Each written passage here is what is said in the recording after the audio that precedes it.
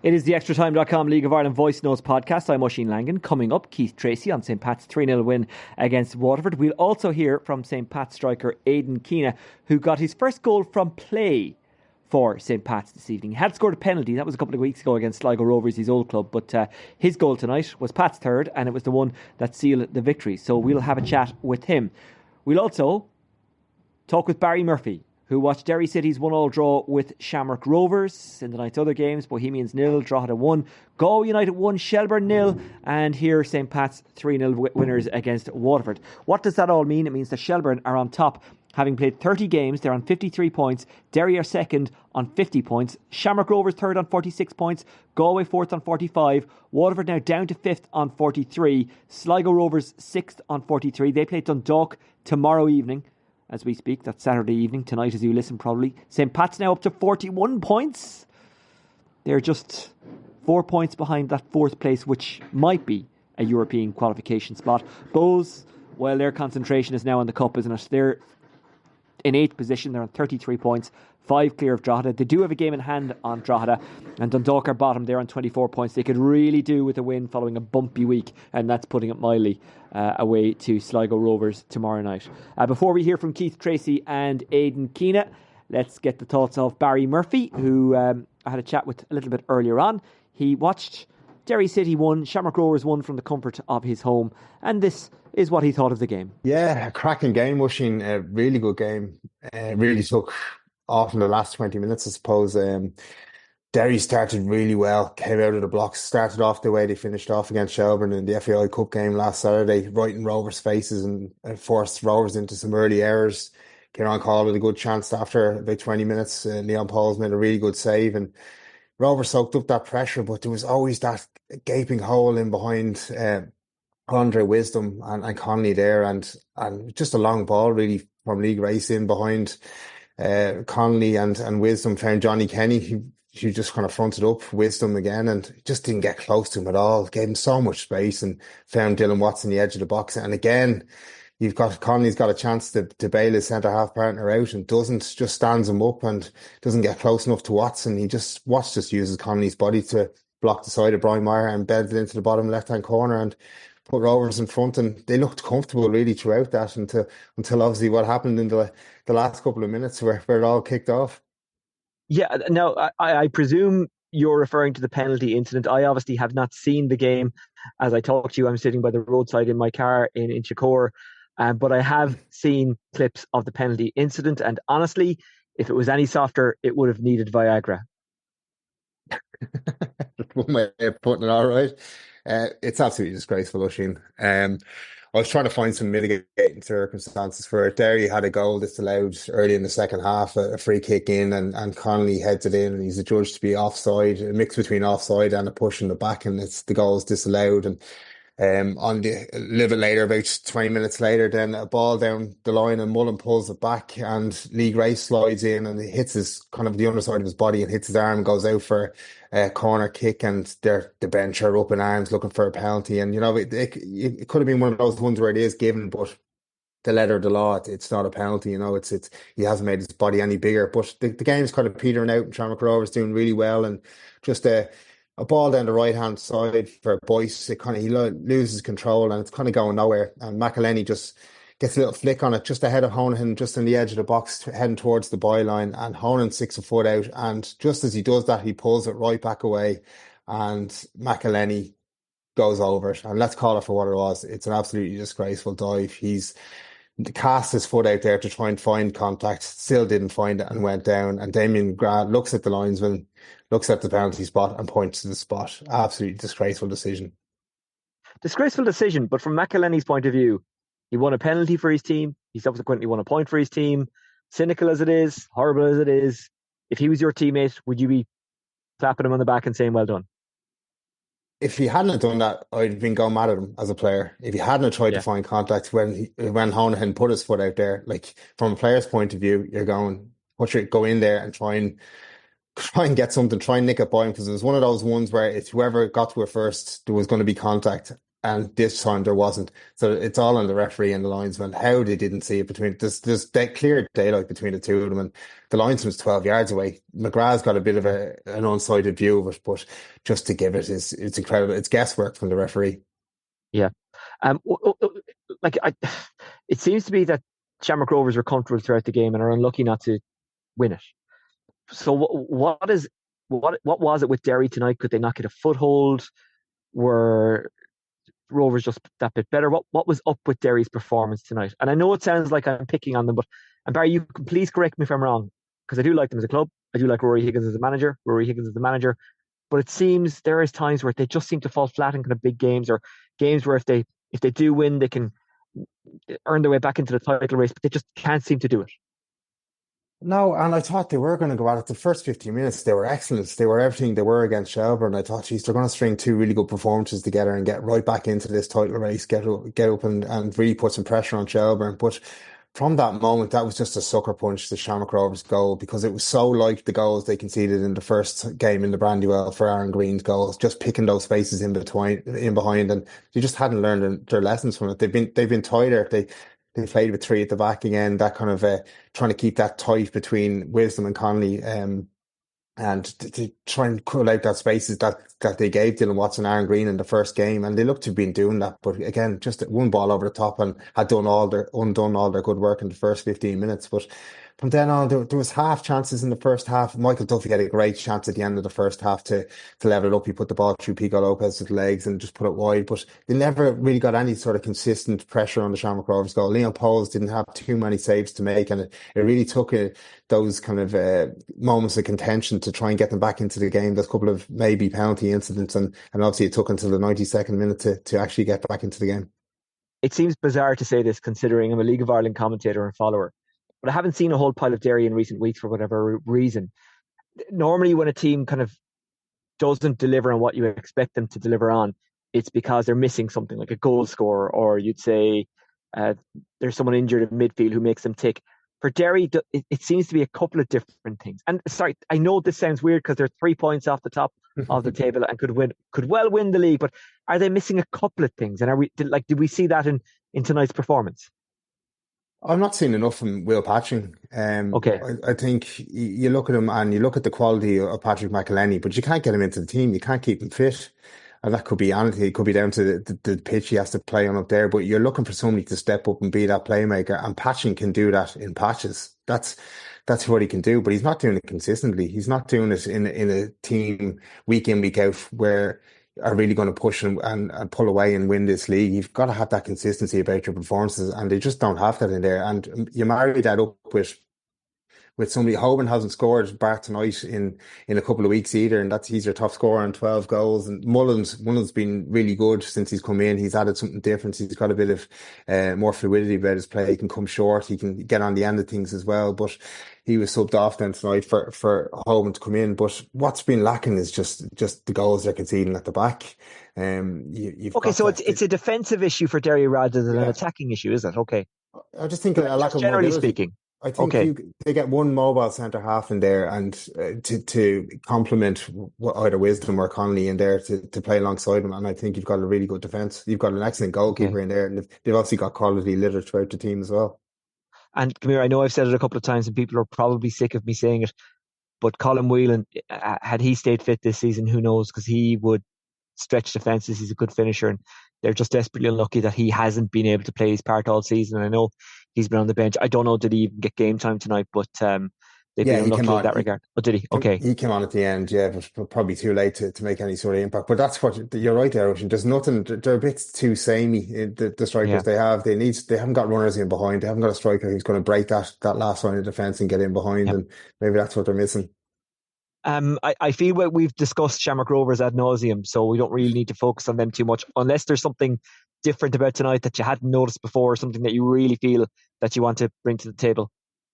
No, it's just that it was just a champion's performance. As in they got out of there with a 1-0 win. You would have said that's a really good kind of defending champions performance to go up there and eke out that thing. But it was interesting, the comments at the end of the game from Stephen Bradley. He was seething after the game. He called it a disgrace himself, basically saying that the referee wasn't up to standard. And then equally it goes to Rory Higgins, who's doubled down on his pro Dublin bias tagline. And that seems to be the tagline he's used to rally his troops. And yeah, so that's kind of what they're getting behind at the moment. Yeah, the Dublin media, the Dublin mafia, the mafia media. Yeah. Am I part of that because I commentate for a Dublin club, but I live in Waterford? I don't know. Listen. I'll join whatever the bandwagon is. Yeah. Um, are we going to award a trophy at the end of this league? Because it seems to be that no one wants to win. Shelburne slipping up away to Galway tonight. I appreciate you didn't see the game, but your reaction to the result is maybe one of surprise, or are we surprised when Galway beat any team at home, because they're very decent there and could have beaten Rovers on Monday? No, I called it earlier today on some other things. I just knew that Shelburne weren't going to go there and win. I thought they might nick a draw of it, but I just had a feeling they didn't have enough about them to go and win. Shamrock Rovers went there, won the fight, and then went and played their football. But I don't think Shelburne, as of late, have had that capability to go there and do something different that teams aren't expecting to break them down. And they're so well drilled, Galway, that you really have to do something special to go and win there. Last but by no means least, Dundalk have survived for now. I hope we can take the for now out of that. It is a situation you've been following very closely. It was great to hear you on second captains during the week. I've said it to you privately. I want to say it to you publicly, and this is not me blowing smoke up your hole. If you're being invited on second captains, it tells you how good an analyst that you are, and it's a huge honour to be asked on by those boys. I worked with those lads, and they are absolutely top. I'm still waiting for the call from them. They left News Talk, and I was like, they're going to come back and get me, right? They never did, but they're leaving it. They're making me want it. I appreciate that. Come here, all jokes aside, the situation at Dundalk as it is at the moment, what do you make of it? I don't think it's much better than it was a week ago. I think they've managed to outrun the Reaper so far this week, but I think he's looking at them again. I think basically if they get to the end of the season, and that's basically what he said, the new owner Temple, he said, listen, I'm going to fund things until the end of the season. Then I'm going to take a look at things under the microscope then when I get a chance. And he's doing things a little bit differently. He's going to go and meet creditors personally and see if he can write down debts that way and keep them out of scarp. And that obviously gives them a chance to fight on the pitch and have something to fight for until then. But it still doesn't look good. So they're nowhere near out of the woods yet. Is it worrying? I'm not sure that's the word. That and I forget the gentleman's name. Is it Dara Green or not Brian Green? Donald Green. Donald Green. Thank you very much. He said that he was in negotiations, and by the time he came to Ireland, the decision had already been made, and he hadn't really been looped in on it. I mean, that doesn't seem like it's great. It's scandalous, Oisin. You think this is a man who's stepped forward, who doesn't have to, who's loved the club and from the area, decides he's going to put his best foot forward and try and help the club out. And obviously he was in consultation about coming over and having a meeting, and he's on the plane and lands and finds out the club's been sold. It's just disgraceful. And like, you just look at it, you don't expect anything more from the owner, from what you've seen this week, from the way he's conducted himself. From the moment he left Kerry, the red flag should have been raised about his ability to run a club in this league, and serious questions has to be asked for all parties in this. Yep, and normally my red flag would be up now going, oh, we're close to the win, but you're not. You've said it accurately, and you said it as it is, and I don't think anyone could disagree with that. Okay, Barry, thank you very much for joining us on the Extratime.com League of Ireland Voice Notes podcast. Just before I let you go, a big night on Monday, a double fixture, and a big one for Shamrock Rovers. Yeah, they just keep coming thick and fast, and none bigger than your arch rivals in Tallaght Stadium. So listen, if they want to have any designs on really getting back into this league, and they've got to go and win on Monday, and then put that pressure on. And as you saw tonight, anything can happen. People can go anywhere and win, and another big win for Drogheda as well against Bows, and that's going to have them reeling and closing in the gap on Bows. So if Rovers go and turn them over on Monday, they're right back down into the mix as well.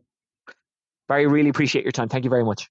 Cheers, Oisin. This is the Extratime.com League of Ireland Voice Notes podcast, and that was second captains Barry Murphy. He was on the second captains during the week, and what a compliment it is to Barry Murphy that he was asked on the second captains, because those boys are phenomenal. They only bring on the best contributors, and Barry Murphy is amongst that company. As is Keith Treacy, who talked to me after this game. Still to come, the thoughts of Aidan Keena. St. Pat's 3-0 winners against Waterford here in Inchicore, where I'm talking to you from. And this is what Keith Treacy made of the match. I thought it was a really exciting game. The first half was really end-to-end. Both teams were going for it.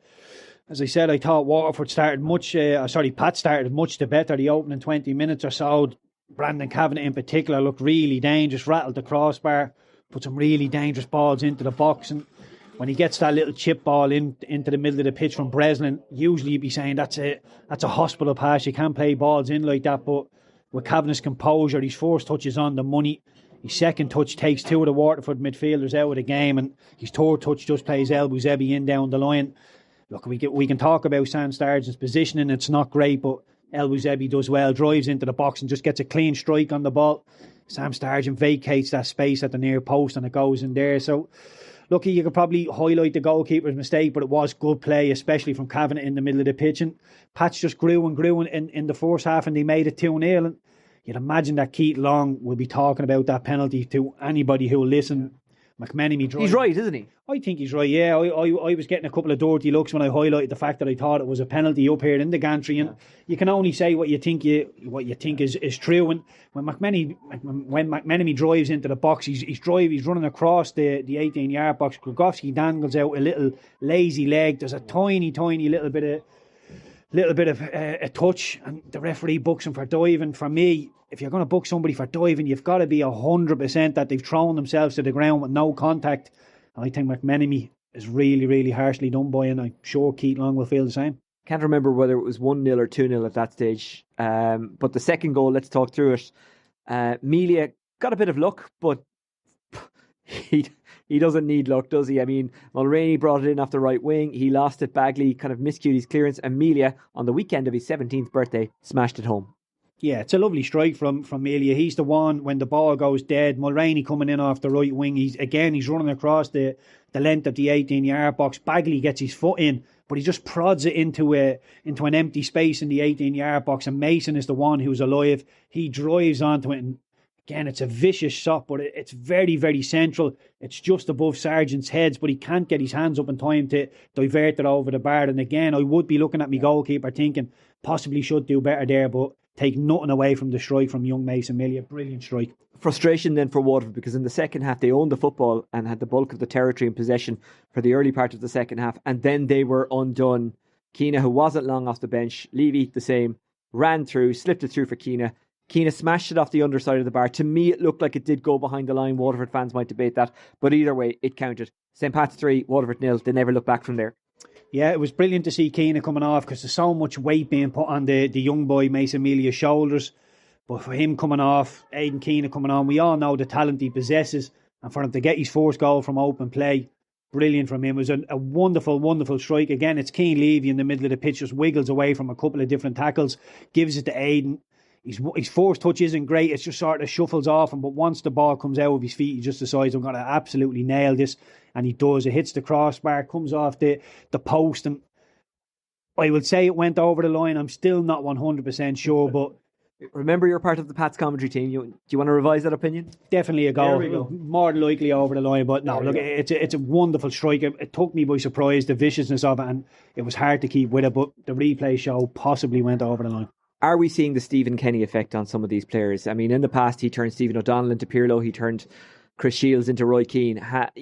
Like Kavanagh, who was always a decent player, is just another level in the last few weeks. Elbouzebbi has come in and has been flying. Mulroney, he's been getting the best out of him. Jamie Lennon, who, again, another player who was always good and tidy, but just another level again since Stephen Kenny came in. Yeah, I think that's a sign of a good manager, is they will improve the players around them. You look at Elbouzebbi, he's come in the door, he's been absolutely brilliant. Mulroney's obviously had a look at that and thought, you know what, I fancy a little bit of this as well. Mason Millia's been brilliant. Ramal Palmer, I know he's injured at the minute, but he was absolutely excellent. Chris Forrester's come to the party over the last couple of months, and you're very right to highlight Jamie Lennon, because he does a lot of the donkey work, a lot of the dirty work in there. Probably doesn't get highlighted as enough as he should, but he's the one who's always thinking, what happens here if it breaks down? So very, very important to the St. Pat's team as well. So you may be able to tell we've had to switch sides of the pitch. That's because as I was interviewing Keith, I got the call to come over and do a post-match interview. And Keith, we'll come back to the table and the other results tonight in a second. But the Waterford assistant coach said something very interesting in his interview, that they're not, moments let them down tonight. They largely played well. They made St. Pat's change their shape and go to plan B. And when I put it to him that they should have had a penalty, he said possibly, but he in no way, shape or form hid behind it, didn't use it as an excuse, and actually said, well, we should be playing better. That's really refreshing to hear, isn't it? Yeah, I like that. I think that's the messages you have to be sending out within the dressing room. If you're going to sit there and say, look, we've lost the game because we didn't get a penalty, I think that's a little bit false. I do think it was a penalty from Waterford, but you don't want your manager, you don't want your assistant manager dwelling on those facts. Waterford probably could have done a little bit more in the final third. They huffed and puffed largely. So yeah, I do think it goes down to moments. I would largely agree that moments in the game, it was very, very competitive. Just the final third is what separated the two teams. Pat's a little bit more ruthless. And you would give credit to St. Pat's for changing the shape and going to Plan B. Yeah, there's always going to be people are going to tinker with people. Pats were so good in the opening 20 minutes. I would have been surprised if Waterford didn't change it and they had a little tactical tweak and were in the ascendancy for large periods of the game. But again, I sort of like that Pats weren't the better team here tonight, but they managed to grind it out and win quite comfortably in the end, and it was just moments in the game that did separate the two teams. Now, before we were rudely interrupted by me having to do my actual job, Derry City have not taken advantage of Shelbourne's slip-up this evening as we speak. Shelbourne losing away to Galway. Derry City only managing a 1-1 draw at home to Shamrock Rovers. I say only managing a draw. Shamrock Rovers are a good team, but ultimately that's at home. They're in the race for the league title. That was a game they needed to win, and they haven't. Yeah, I feel like we said this, so many times throughout the course of the season that Shelbourne have been out in front and they've drawn a game or lost a game, and you quickly go and look at the Derry result to see what they had done, and it looked like they were going to go and get the win, but ultimately went on and to draw the game. So again, we were looking around the league. Pats are probably the most consistent team in the league right now, and that bodes well considering that we want to get into the end of that European race. And like I say, with the lack of consistency all throughout the league, if Pats can do that, put a couple of wins together between now and the end, there's every chance they could still make Europe. Just before I let you go, a lot of talk this week about Heimer Hallgrimsson and whether or not he should go to games or is going to games. I want to make a case for defence. If he's delegated Paddy McCarthy and John O'Shea to do that, is that okay? Or should he, as the manager, or maybe the consultant, I'm not sure which, should he be at games, even just for the optics? He has to be at the games, Oisin. Okay, really, okay. If I'm the manager of the Irish team and I trust you implicitly, you're my number two, that's all well and good, but I want my own decision on players. I want to go and see players. You want to look at Smallbone, can he play in the 10, can he play this? Not John O'Shea or Paddy McCarthy telling the manager that they can't play in them positions. It has to be the manager's decision, because ultimately, if decisions don't go their way, games don't go their way, it's Heimer who's going to lose his job. So for me, you make your own decisions. You can be guided by your assistant, but never he should be the one pulling the shots. From the outside, does it look like he is actually the gaffer? I know they tried to clear it up. I'm still not entirely sure if he's not a consultant brought in to work with Paddy and John for them to eventually take over the job. And I don't think those succession plans work. That's my opinion, by the way. It's not your opinion, or maybe it is. I don't. What do you think? Well, I know, look, from a playing point of view, you want one voice that you can go to. If there's something wrong, a tactical tweak, you go and speak to the manager, maybe a coach. If two coaches are there and they have full reign 1 week and then 1 month, and then the next month it's going to be Heimer, players can get confused very, very easy. So for me, there should be one voice that you go to that gives you the answers, and the rest are all a supporting act. Okay, Keith Treacy, thank you very much for joining us on the Extratime.com League of Ireland Voice Notes podcast. Cheers, Oisin. It is the Extratime.com League of Ireland Voice Notes podcast, and we're joined by Aidan Keena, St. Pat's striker. Aidan, how are you? All good, yeah. How's things? Good, can't complain. Was it across the line? Of course it was. Definitely, yeah. Never in doubt, was it? Yeah. It was. Gamir, what were you thinking when you got onto that ball after Keane made a great run to get it to you and great pass to get it to you? Yeah, I like that finish where you come in off the left and kind of can just hit it hard. So yeah, just kind of look for that in training and look for that in games. So it was nice when he put me in. I kind of knew exactly what I was going to do straight away. I'd heard that you were banging them in training all week. Is it great when the work you're doing in training kind of replicates itself on the pitch? Is that the ideal situation for a footballer? Yeah, definitely. I mean, I could have had 4 tonight, I think. But yeah, look, it's good to get the one and get the ball rolling again. Look, it's a good result for us, to be honest. We needed the win tonight, really did. If we lost or drew, it would have been very bad for us. So it's good to come on and then kind of shore it up with that goal, yeah. And that's your first from play for the club. Obviously, you'd scored a penalty a couple of weeks ago. Is that kind of a box that you wanted to tick? Does that, I'll use the term lift a bit of pressure. I don't mean that negatively. Yeah, I know what you mean. Yeah, no, I know exactly what you mean. And I suppose a bit, yeah, personally, but there's no pressure on it from anywhere else, because we know what we're kind of building here and going towards. And every game I feel the squad and everyone's getting that bit more confident and better and knowing each other that bit better. So, obviously adding the goals was the last thing to come that I needed to do, and yeah, I feel like I'm ready to kick on now and score a load there. You needed to react tonight, you needed to change things, and it did work. How good is that when you know you can go to plan B, plan C, whatever plan A isn't quite working? Yeah, well, look at the squad we have. There's nearly 2 11s we could play, and they'd both do very well in the league. So it's good that we have that to call on. Obviously, me and Mace have kind of changed about the last few weeks, and it's good to have that as well because he's 16, but he's phenomenal. Do you know what I mean? He's brilliant, and what a finish from him tonight. And instead of anyone that's been dropped out with a team sulking or anything, we're all getting behind each other, and we've a good positive environment going. You've got good momentum. What's that like to be part of at the moment? Yeah, it's kind of.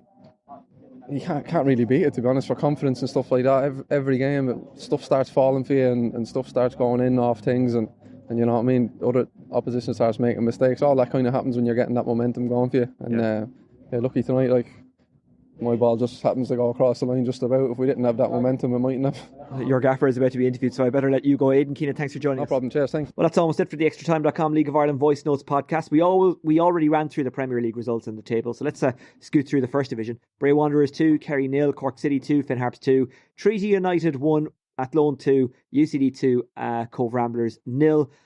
Tomorrow, that's probably today, Saturday as you listen, in the Sports Direct Women's FAI Cup semi-final at 2 o'clock, it's Shelbourne against Cork City. At 7:45 in the Men's Premier Division, it's Sligo Rovers against Dundalk. In the Women's Premier Division at 4 o'clock, it's Shamrock Rovers against DLR Waves. In the Men's First Division at 7:30, it's Longford Town against Wexford. On Sunday, in the Sports Direct Women's FAI Cup semi-final, quarter-final, I beg your pardon, these are quarter-finals. It's Sligo Rovers against Athlone, that one kicks off at 3.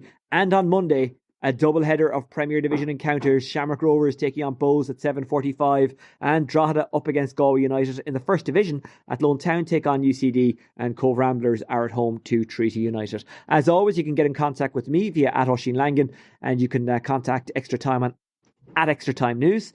Check out extratime.com for all that's going on in Irish football. From myself, Oisin Langan, and all the crew, I would say good night and good luck.